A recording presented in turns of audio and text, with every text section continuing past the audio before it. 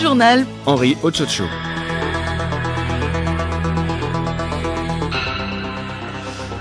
Mesdames, Mesdemoiselles, Messieurs, bonjour.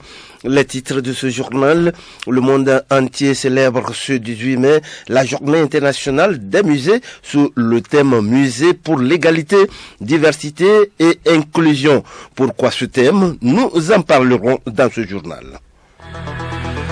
Situation du coronavirus au Togo, toutes les préfectures sont presque touchées au jour d'aujourd'hui. Que pense l'homme de la rue pour venir à bout de cette propagation du Covid-19? Nous vous proposons quelques réactions dans cette édition. Lutte contre Covid-19, l'Afrique est à l'honneur. Le président américain Donald Trump vient de choisir un Africain pour coordonner les recherches d'un vaccin aux USA. Il s'agit de Monef Slaoui, un Africain au long parcours à découvrir également dans ce journal. Et puis les relations entre la Chine et les États-Unis sont plus que jamais tendues. La semaine dernière, les États-Unis ont annoncé de nouvelles mesures qui risquent de fortement perturber le géant chinois des télécommunications Huawei. Aujourd'hui, la Chine a répondu à ces menaces. Elle promet ne pas rester les bras croisés.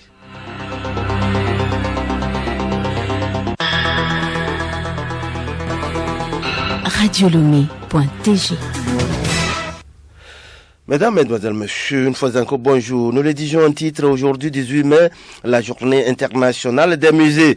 Le thème choisi cette année est Musée pour l'égalité, diversité et inclusion. Pourquoi ce thème? Madame Lucie Tidjouguna nous explique. Le potentiel des musées a créé des expériences significatives pour les peuples. Et quand on a les cultures, chaque peuple a une culture. Et toutes les cultures s'équivalent. Donc c'est pour cela qu'on parle de musée pour l'égalité. Ce que nous avons dans nos collections, ça fait partie des patrimoines. Et chaque patrimoine, que ce soit du Togo ou d'un autre pays, nous devons savoir qu'il y a une certaine égalité au niveau de la culture. Donc pour démontrer cette quintessence, il fallait qu'on puisse choisir un thème qui rapproche tout le monde pour qu'on puisse intégrer tout le monde et pour qu'il y ait la diversité. Pandémie du coronavirus qui secoue le monde entier n'épargne pas le Togo. Toutes les activités touristiques et donc économiques étant au ralenti, M. Sandana Bédé donne une idée sur la gestion des musées du Togo en cette période de situation sanitaire due au Covid-19.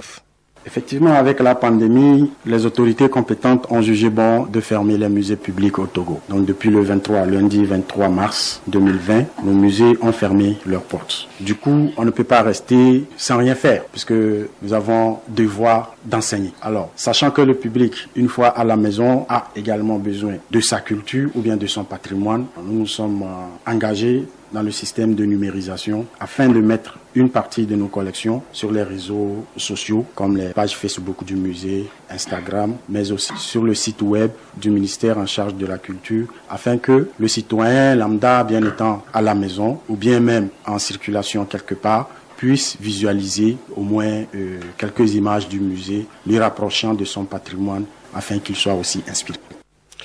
Nous le disions également en titre, coronavirus au Togo. Selon les chiffres publiés hier dimanche, la situation sur l'évolution du coronavirus au Togo est restée sans grand changement durant ces dernières 48 heures. Sur les 103 personnes testées, 3 sont positives, ce qui porte le nombre total de cas positifs à 301. Ces 3 personnes, dont les âges sont de 4, 19 et 28 ans, ont été dépistées. Parmi les voyageurs se répartissent comme suit: un cas dans le district de la Bina, 2 cas à Niamtougou dans le district du Falgou, 5 nouveaux guéris ont été enregistrés, portant à 104 le nombre total des patients guéris au Covid-19. Le nombre de décès reste inchangé à 11. Le nombre de cas actifs est de 100. 86. Un total de 12 613 tests de laboratoire ont été effectués sur toute l'étendue du territoire national. Le nombre de malades atteints de Covid-19 au Togo ne cesse de grimper. Au même moment, beaucoup de Togolais foulent aux pieds les mesures barrières. Le gouvernement doit-il imposer le port obligatoire des masques? Yakubu Wahabou a tendu son micro à certains Togolais. Le gouvernement doit prendre des mesures pour discipliner les gens qui ne veulent pas porter le masque. Aujourd'hui, les gens continuent par dire je m'en foutisme. Selon moi, je crois que nous devons prendre des mesures, porter les masques, juste pour se protéger, protéger son ami. Si tu sais que tu veux sortir dans le public avec les gens ou bien tu veux rentrer en relation avec les gens, tu peux porter le masque. L'armée, ils doivent aller de maison, c'est-à-dire dans les allées, dans les coins, pour vérifier ceux qui ne mettent pas les masques. Jusqu'à là, par exemple, il y a un monsieur qui vient devant nous, il n'a pas porté le masque. On ne sait pas qu'est-ce qu'il y a dans sa tête. Donc c'est ce genre de personnes qu'il faut punir sévèrement pour montrer aux autres que la maladie existe. Le port du masque est obligatoire parce que le mal est partout dans le monde entier. Même dans les campagnes, il y a le mal. Donc j'espère qu'on doit toujours porter les casques. Tout le monde doit faire son mieux pour que le mal soit écarté. À cause de Covid-19, là, tous les Togolais doivent se masquer un peu de ça pour éviter des problèmes de cause de Covid-19. On lave les mains, tout ça là, c'est bon. C'est pas la loi de gouvernement pour se sauver ton vie. Le port des masques est obligatoire parce que même sans coronavirus, je vois que le port des masques revêt une grande importance parce que déjà nous circulons la poussière chaque temps. Quand je descends le soir à la maison, quand je lave mon masque, je vois la couleur du liquide qui coule. Ça veut dire que même si je laisse de côté le problème de corona, je me protège moi-même. Si j'ai quelque chose à dire, c'est de tous les Togolais de respecter les mesures barrières et de laver régulièrement les mains. Moi, je me dis quelque chose d'habitude, c'est que même après le fléau, le coronavirus, les gestes barrières seront conservés. Laver les mains me protège moi-même. Chez nous, les aides-man, nous, on les oblige, mais chez les autres, on ne sait pas comment ils les font. Tout le monde doit le faire. Tout le monde doit porter le masque. Mais même si l'État ne décrète pas ça obligatoire, nous les citoyens, la maladie est une réalité. Cette maladie, la pandémie du coronavirus est une réalité. Voilà le taux qui augmente. Nous les citoyens, nous-mêmes, conscients de la maladie, sont tenus l'obligation de porter les masques et respecter maintenant les autres mesures barrières. Les cas chinés, c'est que ce n'est pas une obligation de la part du gouvernement de dire aux citoyens de pouvoir porter. Du moment où la maladie existe réellement, on voit avec nos yeux que la maladie existe. À nous-mêmes de pouvoir porter ça pour pouvoir éviter à être dans le coup. Écoutez Radio Lomé sur le web sur le www.radiolomé.tg. L'un des secteurs touchés à plein fouet par la Covid-19, c'est l'éducation. Les élèves et étudiants sont à la maison depuis le 20 mars. Les pays voisins qui avaient fermé les écoles et universités ont réouvert. Le Togo peut-il envisager la réouverture des écoles et universités? Certains citoyens donnent leur avis. Si ce n'est pas à cause de cette maladie, ils devaient ouvrir les écoles parce qu'ils ont interdit aux gens de faire les réunions et autres là. Mais les élèves, dans une classe, tu peux avoir 80 à 100 personnes. La réouverture des écoles, c'est très important parce que nos frères sont à la maison, ils ne cessent de penser aux examens. Maintenant, il y a d'autres qui désapprennent. Ils n'apprennent plus. Pour eux, c'est fini comme ça l'année. Alors, les parents investissent. Maintenant, ça veut dire que tout ce que les parents investissent revient à zéro. Donc, pourquoi ne pas réouvrir les écoles? Moi, je suis pour la réouverture des écoles. On ne sait pas qui est qui jusqu'à là. Les enfants aussi peuvent porter facilement la maladie. Donc, pour le moment, on doit encore serrer certaines rigueurs pour prendre des mesures avant d'ouvrir les écoles. Parce que je n'encourage pas d'ouvrir les écoles, puisque les écoles aussi peuvent être en contact facilement. Les enfants peuvent amener la maladie à la maison. Dans l'amusement, les enfants, on ne peut pas empêcher. Donc, les enfants peuvent facilement faire venir la maladie ou bien dispatcher la maladie. Dans une classe, tu peux avoir 80 personnes. Mais c'est impossible de rester dans cette salle. Parce que ce n'est pas tous les profs, tous les maîtres, toutes les maîtresses qui peuvent maîtriser tous les enfants. Il y a des enfants qui peuvent porter ces masques et les autres ne veulent même pas porter. Même si pendant la récréation, ce n'est pas tout le monde qui va porter. Les enfants ne peuvent pas faire ça.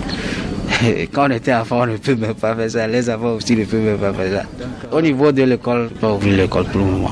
Dernièrement, en page nationale, l'ATBF a lancé ce matin à Lomé son projet habiliter et autonomiser les jeunes grâce à la prestation de services de santé sexuelle et reproductive et d'éducation sexuelle complète fondée sur les droits. Les activités ont démarré par une formation des parties prenantes sur l'administration et la modération du site de formation à distance en éducation sexuelle complète. Juliette Camdet. Le site www.elearningatbf.org a été conçu dans le cadre du projet et il a pour objectif de faciliter l'accès à l'information de l'éducation sexuelle complète en ligne. L'initiative vient en complément à une application mobile développée dans le même sens. Nous reviendrons en détail sur les éléments sonores. Le journal Henri Ochocho. Actualité internationale, Covid-19, le président américain Donald Trump a choisi un Africain pour coordonner la recherche d'un vaccin aux États-Unis. Monsef Slaoui a été choisi parmi 4 candidats comme directeur scientifique de l'opération Warp Speed, qui signifie vitesse de l'éclair, devant coordonner et accélérer la recherche d'un vaccin au Covid-19, et ceci a trouvé avant la fin de l'année. Des précisions, c'est avec Bénédicte Kanda. Effectivement, l'objectif de la mission est clair. Fournir 100 millions de doses en novembre, 200 millions en décembre et 300 millions d'ici janvier. Assisté d'un général, Gustave Perna, en charge de la logistique, Monsef Slaoui a les yeux et les oreilles du monde entier rivés sur lui et sur son accent américain qui trahit un parcours sinueux qui brasse 3 continents et 4 langues, à savoir le berbère, l'arabe, le français et l'anglais. Né en 1959 à Agadir au Maroc, Monsef Slaoui a eu son bac en 1976 à l'âge de 17 ans avant de s'envoler en Europe pour des études de médecine, précisément en France et en Belgique. Inscrit à l'Université libre de Belgique, ULB, il décroche un doctorat en immunologie et en biologie moléculaire et réalise un post-doctorat dans plusieurs universités américaines. En 1985, le chercheur marocain retourne en Belgique pour enseigner l'immunologie à l'ULB. Son parcours prend une inflexion vers le privé. Le scientifique intègre SmithKline Rite où il développe des vaccins viraux. En 2016, il était l'une des 50 personnalités qui changent le monde selon le magazine Fortune. Citoyen marocain mais aussi belge par son mariage et américain par adoption, Monsef Slaoui s'est dit optimiste pour réussir sa mission afin de trouver non pas un vaccin mais un bon vaccin. Le Maroc et l'Afrique s'en félicitent au même titre que la Belgique. Merci à toi, Bénédicte Kanda. Les relations entre la Chine et les États-Unis sont plus que jamais tendues. La semaine dernière, les USA ont annoncé de nouvelles mesures qui risquent fortement de perturber le géant chinois des télécommunications Huawei. Aujourd'hui, la Chine a répondu à ces menaces. Elle ne restera pas les bras croisés. Marie-Claire Pagne. La hache de guerre Huawei est à nouveau déterrée alors que les gouvernements chinois et américains, ébranlés par l'épidémie de coronavirus, s'accusent mutuellement de tous les maux. Les États-Unis s'en sont pris à nouveau à Huawei cette semaine. Les dernières mesures annoncées par l'administration Trump pourraient empêcher Huawei de faire fabriquer ses puces électroniques dernier cri dans les meilleures usines du monde. De quoi menacer l'avenir du numéro 1 mondial des télécoms. Hier dimanche, le ministère des Affaires étrangères a répondu que le gouvernement chinois défendra fermement les droits et intérêts légitimes des entreprises chinoises. Le communiqué ajoute que les initiatives de l'administration Trump détruisent les chaînes mondiales de fabrication, d'approvisionnement et de valeur. Un point qui pourrait bien servir à Pékin pour contre-attaquer. La Chine s'est refusée à punir les entreprises américaines qui produisent en Chine de peur d'accélérer leur fuite. Mais si la relation tournait à la guerre froide, les grandes multinationales américaines comme Apple pourraient subir à leur tour la pression de Pékin. Écoutez Radio Lomé sur le web sur le www.radiolomé.tg. La journée internationale des familles a été observée vendredi dernier. Elle a pour objectif de sensibiliser sur l'importance de la famille et aux divers aspects qui affectent négativement son unité. Et parmi ces aspects, on peut noter les charges familiales. Pour y remédier, le Code des personnes et de la famille au Togo exhorte les époux à l'assumer ensemble, même si l'homme demeure le chef de la famille. Chronique juridique, c'est une production de Hélène Assabi. Dans le mariage, les époux font souvent face à certaines responsabilités. Elles sont d'ordre moral ou matériel. Leur gestion crée parfois des mésententes au sein des couples. Pour pallier ces difficultés, le nouveau Code des personnes et de la famille, dans son article 100, stipule que les époux assurent ensemble les responsabilités morales et matérielles de la famille, même si, selon l'article 99, le mari est le chef de la famille. Charles Birega, président du Fonds d'aide aux veuves et aux orphelins. La loi consacre que chaque membre de la famille doit contribuer en fonction de ses revenus matériels. Et la loi précise qu'on peut obliger le mari par le tribunal à faire face à ses obligations. S'il ne répond pas à ses obligations, il doit faire face. Mais ce qui est important, c'est de dire que c'est les époux qui assurent ensemble la responsabilité. Et ça n'incombe pas seulement à l'homme, il y a à la femme aussi. Mais la loi précise que l'obligation d'assumer ces charges pèse à titre principal sur le mari. Ça veut dire qu'il faut que les femmes aussi enlèvent cette idée que dans le mariage, c'est l'homme qui doit tout prendre en charge. Parce qu'il y a ce problème, et dans certains couples, surtout quand la femme est un peu intellectuelle, elle se marie et dit oui, non, que c'est l'homme qui doit prendre en charge toutes les dépenses de la famille. Pendant ce temps, son salaire, elle dispose comme elle veut, elle fait... Non. La loi dit... Tout le monde doit contribuer, l'homme comme la femme. C'est vrai que à titre principal, c'est l'homme, mais la femme doit aussi contribuer. Donc voilà un peu les dispositions de l'article 99 et l'article 100. Selon toujours l'article 99, alinéa 2, la femme remplace le mari dans sa fonction de chef de famille s'il est hors d'état de manifester sa volonté en raison de son incapacité, de son absence, de son éloignement ou s'il abandonne volontairement la vie commune ou pour toute autre cause. Cet article accorde donc à la veuve le pouvoir d'administratrice des biens de son mari. En cas de décès, il n'est plus question de dire que c'est le conseil de famille qui va choisir quelqu'un. La veuve peut être désignée comme l'administratrice des biens de son mari. Et pour ne pas être spoliée, il faut que les veuves, les femmes s'approprient ce droit et le revendiquent. Parce que si elle ne le revendique pas, ça ne va jamais s'appliquer. Il faut qu'elle le revendique. Il y a une évolution notable qui améliore un tant soit peu le statut de la femme et surtout le statut de la veuve. Merci de nous avoir suivis. Rendez-vous lundi prochain. Ne tournez pas vos boutons. La reprise du championnat allemand de football ce week-end.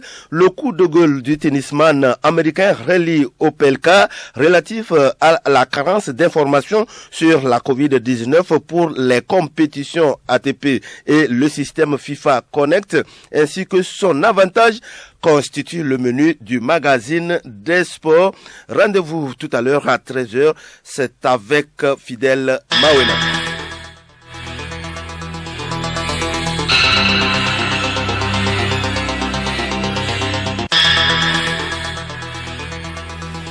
Merci aux vos fidèles auditeurs. Le rappel des titres. Avant de nous quitter, le monde entier célèbre ce 18 mai la journée internationale des musées sous le thème Musée pour l'égalité, diversité et inclusion. Pourquoi ce thème? Vous l'avez suivi dans ce journal.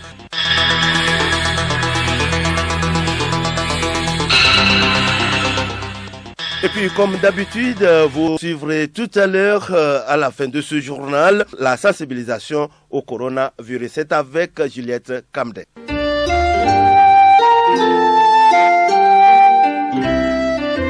Il est établi que des personnes en période d'incubation ou en état de portage asymptomatique du Covid-19 excrètent le virus et entraînent la transmission de l'infection, d'où la nécessité du port de masque. Comment bien porter son masque? Dr Tosa Kokou répond. En principe, ce dispositif devrait être bien compris pour ce qui concerne son utilisation.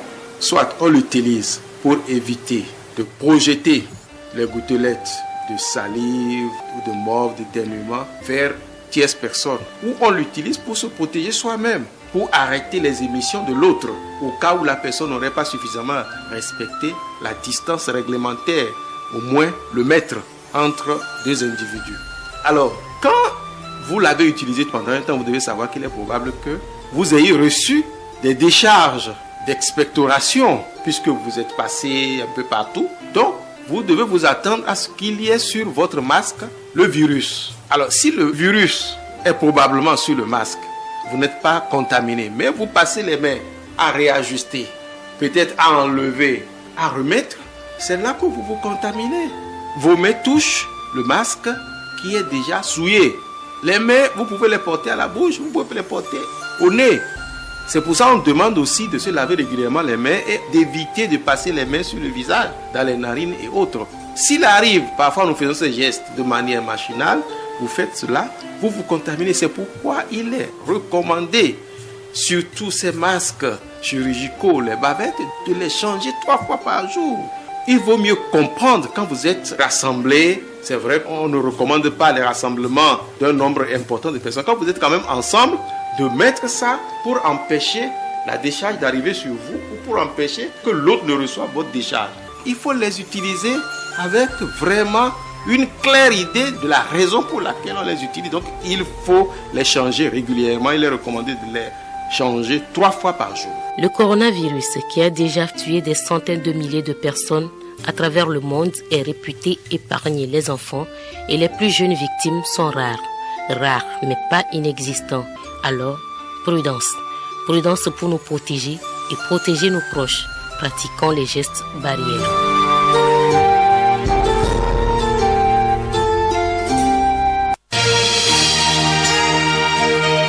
Radio Lomé, boîte postale 434, email radiolomé@radiolomé.tg. Radiolomé.tg